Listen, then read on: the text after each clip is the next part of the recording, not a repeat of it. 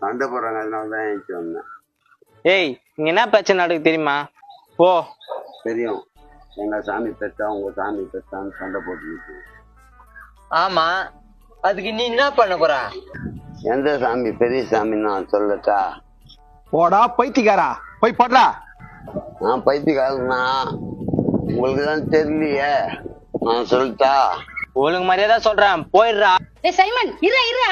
என்னக்கா சொல்லுக்கா. நீங்களும் சண்டை போட்டுக்கிறீங்க, அவன் என்னமோ சொல்றான்றான், சொல்லட்டுமே. சொல்லு.